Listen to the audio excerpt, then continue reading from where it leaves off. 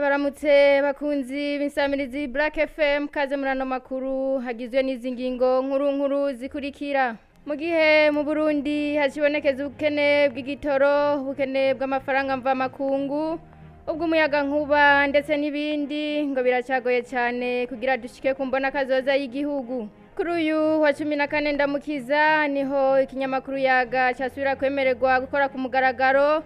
Inyuma yaho ubushikiranganje bw'intwara yo hagati mu gihugu busanzwe bujejwe n'amashyirahamwe butabona neza dosiye y'ishyirahamwe Hajebudi ico kinyamakuru yaga gikoresha. Nayo umukuru w'igihugu cy'u Burundi Evariste Ndayishimiye yemeza ko ubushikiranganje bw'uburimyi n'ubworozi ataco buriko burafasha muri wa mugambi w'igihugu wo kugwiza inkwavu. Black FM, the #1 hit radio station in Bujumbura. Obear Bakaze niho ikaramfasha muhinga bw'ivyuma nta Viviane Manirambona nijengiye kuyabashikiriza uko nayimejeje kubabwira mu ngingo nkuru rero ngo mu gihe mu Burundi hashibonekeza ubukene bw'igitoro, ubukene bw'amafaranga mva makungu, ubukene bw'umuyaga nkuba ndetse n'ibindi ngo biracagoye cyane kugira dushike kumbona kazoza y'igihugu. Ivyo rero bivugwa n'umushinga amateka Gwasa Gato hakaba yabishikirije kuri wa 10 ndamukiza igihe umushikiranganje wa mbere yashikiriza amafaranga yakoreshejwe muri iki gice cya gatatu cya 2024 na 2025. Gwasa Gato hakabona ko abarundi bari bakwiye kuja hamwe kugira ngo batorere umuti ingorane igihugu kirimo. Tega yompi Gwasa Gato.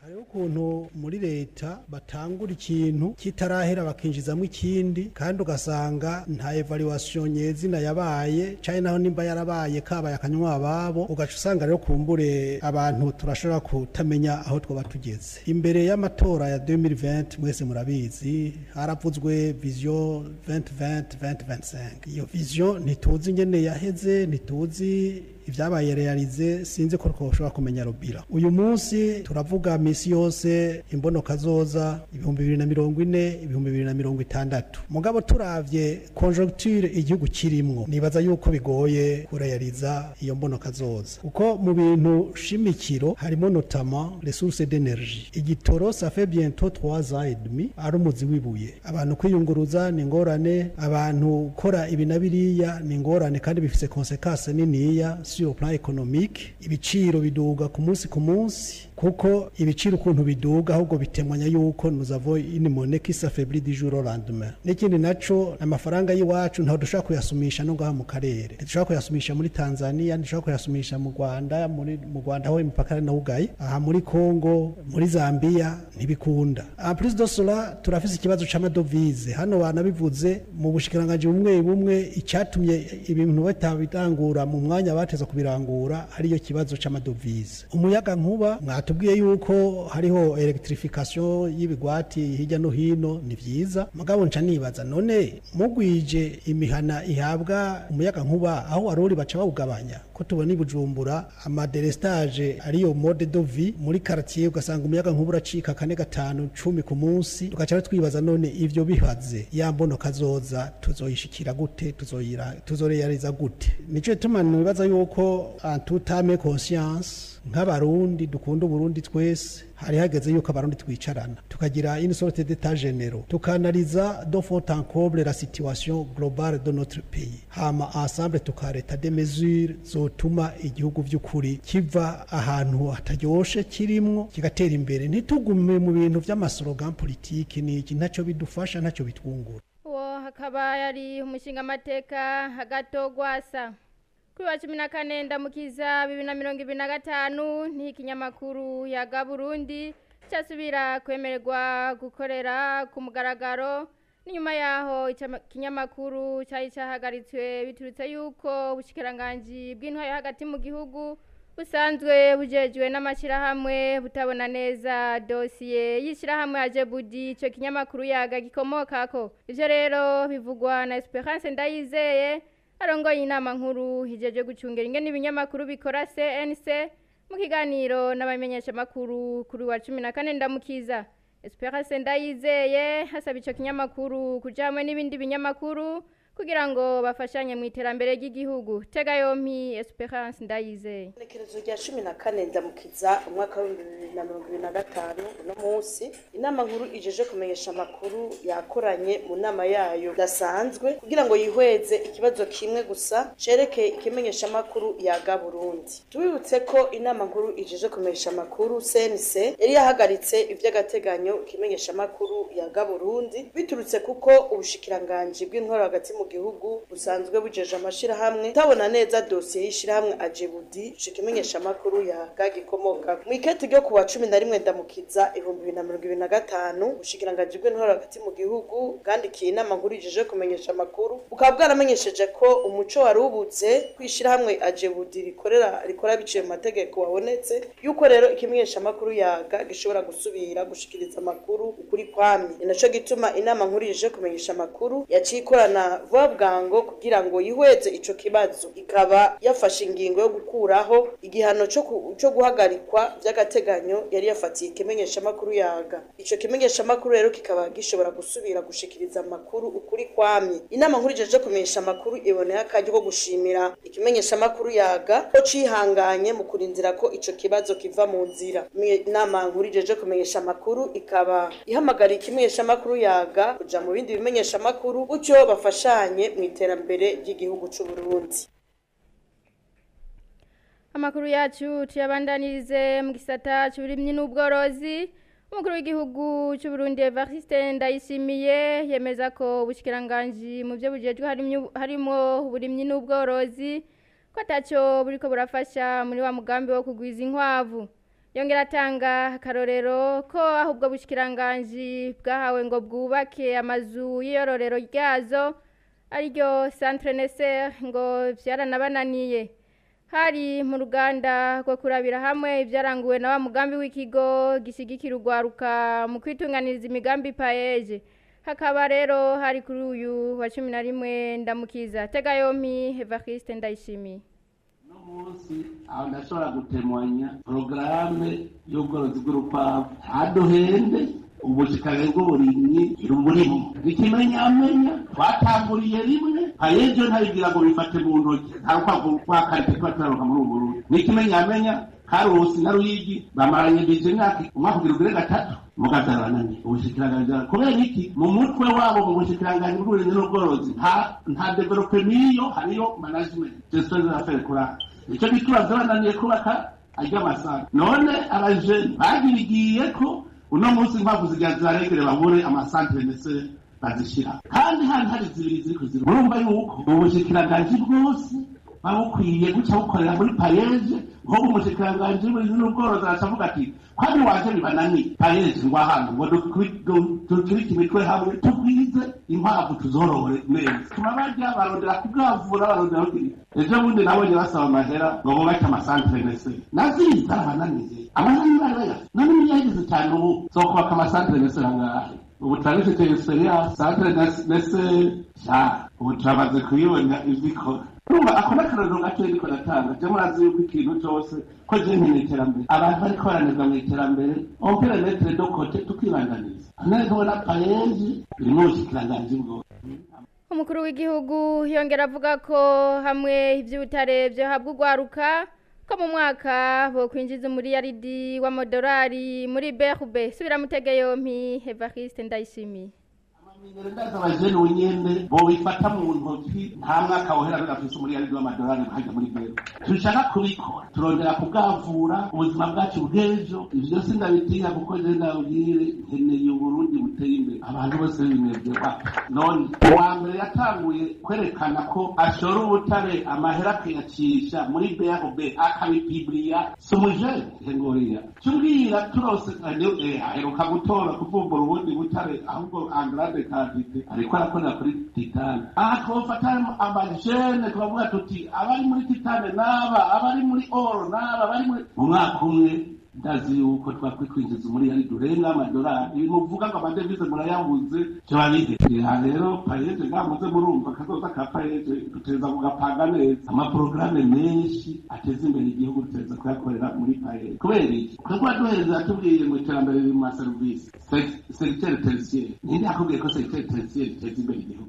muga twebwe twaravyize twumva yuko tuzoteza imbere na secteur tertiaire alors que secteur primaire ariyo numero 1 secteur secondaire numero 2 secteur tertiaire none uzo ha service atagira amahera bacu baduheza bakatuzanira imfashanyo ukamenya twaronse amahera ntayo twaronse amahera urose yagusa utakoze samahera twebwe wige cyaduhenze twagiye muri secteur tertiaire tutagiye muri secteur primaire na secondaire primaire niyo yambere akazi kenshi secteur primaire niyo yambere akazi kenshi naragiye mbonye urwaruka rw'ubujumbura mwese mwaduze kurima no korora kandi raba ari ibintu bavuga ngo ntabyo babona ngo ibiciro byacu bigabanuka nibavugisha ukuri none twebwe nitwe bizimvye kurusha ibindi bihugu tubana ahubwo n'aboro nibavuge bati turaboro ntituri capable d'achete none ubwo bworo bwabo buvahe nibabivugisha ukuri kuko birazimbutse ngaha mu Burundi kurusha ibihugu byose tubana.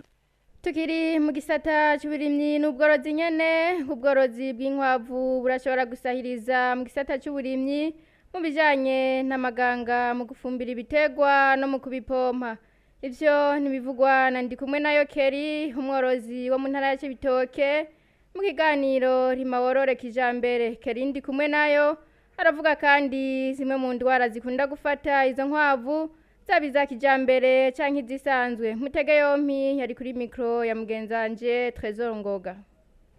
Inkwavu za kijambere cyangwa se inkwavu twabonye yuko inkwavu by'ukuri zishobora gusahiriza cyane gisata cy'uburimyi cyane cyane tuvuze ku bintu bijanye fumbire umuntu ashobora kuronka byoroshe cyane cyane ko twasanze amaganga yayo arayadasanzwe kandi cyatubona yuko ishobora kuba coba igitungwa kimwe ashobora kugwiza inyama mu gihugu abantu bashobora kuronka ico bafungura byoroshe tanga umwavu mwinshi gose ugezo tebwoba kandi si no mwavu gusa burya aya hariho n'amaganga rero n'amaganga y'inkwavu kuko urukwavu rumwe cyangwa inkwavu zitanu ushobora gutanga hagati y'amaritiro 2 n'amaritiro 4 ku munsi bivanye nuko wazifashe amana kuvuga ko mu ndwi zishobora gutanga umwimbo utari mukeya gose kuko inkwavu urukwavu bashobora gutanga umwimbo kilo kimwe ku munsi mu gihe aradukunze guhura nazo cyangwa se dukunda kubona cyane ni ingwara zitatu hariho coccidiose hariho niyo gari arigo rukushi hariho niyo bitwa myxomatose izo nizo ngwara zikunda kwibonekeza cyane mu bworozi bw'inkwavu henshi hatari hakeya ni kuvuga ko ntabwo twavuga ko byoroshe cyangwa se bitoroshe usanga barabyiganga babinonosoye kuvura iby'ibitungwa ariko wacu usanga zangwa zifata inkwavu ntabwo bazinonosoye cyane kumvo zuko bitari bwabe modernize ariko ni buke hari ingwara ashobora kuvura anatsinda barashobora kuba bavuga ati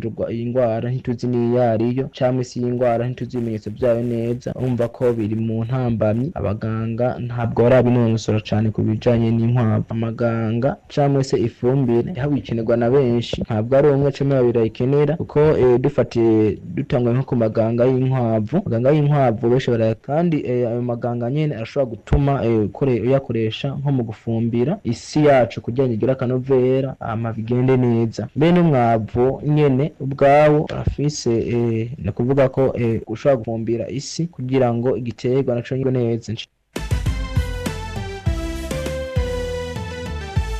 Black FM, the #1 hit radio station in Bujumbura.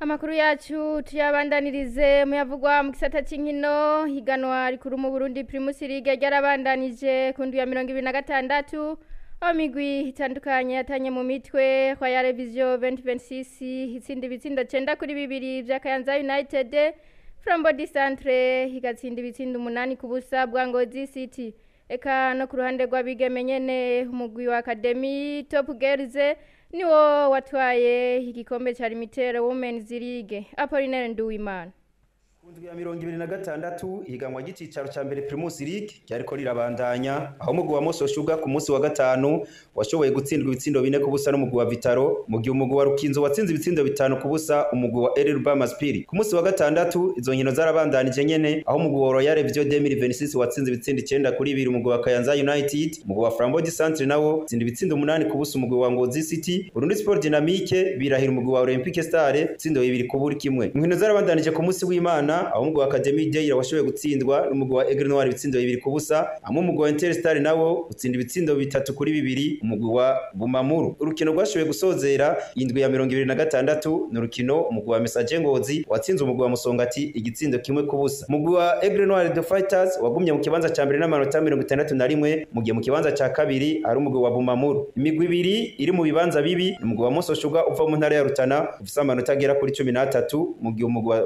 wa Maspiri ufise amanota agera ku 9. League naryo nyere ryari ko ryabandanya aho umugwi wa Academy Top Girls washoboye gutahukana intsinzi imbere y'umugwi wa Kazoza Keza Football Club. Umugwi wa Academy Top Girls ukaba waciye utahukana igikombe cy'ihiganwa ry'uno mwaka wa 2024 shira mwaka wa 2025. Umukinyi Sakina niwe mukinyi afise ibitsindo vyinshi mu higanwa rya Limited Women's League. Muyavugwa mu makungu naho Horigwingwema niwe yatoye ku mukuru w'igihugu ca Gabo akaba yatsinze ku majwi 98% mu matora y'umukuru w'igihugu yabaye ku wa 12 ndamukiza mu gihugu ca Gabo nyene. Nayo mu gihugu ca Ukraine harabaye igitero ku musi w'Imana w'ibisandasanda cyahitanye abasivile barenga 30 n'abandi benshi barahakomerekera. Inkuru rero tuyikesha iradio y'Abafaransa RFI tukaba twayiteguriwe na Nobel Nahaye. Uwo mukuru w'igihugu yaherutse gutogwa niwe yariteye kudeta mu mwaka wa 2023 akaba yari yatembagaje ubutegetsi bw'uwitwa Ali Bongo wahoze ari umukuru w'igihugu w'ico gihugu. Kuva mbere Gabo yikukira abo mu muryango wiwe bakaba aribo baragwa twara ico gihugu. Horigwingema akaba yariko ahiganwa rero n'abari ku rutonde rw'abitoje mu guhiganirwa intebe y'abakuru b'ibihugu bose hamwe bakaba bagera ku 8. Uwo mukuru w'igihugu akaba yabatsinze bose ku bice birenga 90% by'amacwi y'abitoje bose hamwe. Hakaba hari n'uwundi mu basanzwe bari ariko bahiganwa yitwa Alembiri Bayinze wewe bakaba bakeka yuko ashobora gutahukana ico kibanza cy'ubukuru bw'igihugu nawe akaba tarengeje igice kimwe kwijana. Mwamenya ko ico gihugu cyahora gitwagwa na Ali Bongo cyahora ciziziwe n'ubushomeri ucigagurika k'umuyaga nkuba ibura ry'amazi amabarabara yari yarononekeye atari make kubura kw'ibitaro bikuru biriye muri ico gihugu abantu bakabura aho bivuriza amadeni akaba yariziziye ico gihugu ca Gabo n'izindi ngorane nyinshi zari ziturutse ku gufata nabi ico gihugu kwa Ali Bongo. Nayo mu gihugu ca Ukraine ku munsi w'Imana w'ibisandasanda Uburusiya bwarateye ibitero bukoresheje amabombe ari mu bwoko bwa misile bita balistike zikaba zarahitanye abantu barenga 30 mu gisagara ca Sumi muri Ukraine. Izo misile zikaba zahitanye abanyagihugu muri ako gace nkuko utwara ako gace yabivuze aho mbere n'abatari bake bahakomerekeye. Umukuru w'igihugu nawe w'igihugu ca Ukraine Zelensky akaba yaragize ico avuga aho yasavye amahungu kugira ico avuga kuri ubwo bubisha Uburusiya buriko bugira abanyagihugu ba Ukraine mu gukora ico gitero cihaye ibara. Ico gitero rero ngo ni kimwe mu bishoboye kwica abantu hagati y'ivyo bihugu bibiri Uburusiya na Ukraine aho abantu benshi b'abasivile cabahitanye. Abatari bake kw'isi barateye ivyatsi ubwo bubisha harimwo umushikiranganje wa mbere w'Ubwongereza Keir Starmer aho abicishije ku rubuga rwiwe rwa X ico gitero yavuze ko ari ubwicanyi buriko bukorwa n'umukuru w'igihugu Putin. Bere akaba avuga ko Putin ari kabandanya guma yiha inkumbi akaba yongeye gusaba bushasha uwo mukuru w'igihugu guhagarika intambara no guhagarika kugira ibitero kuri ico gihugu ca Ukraine.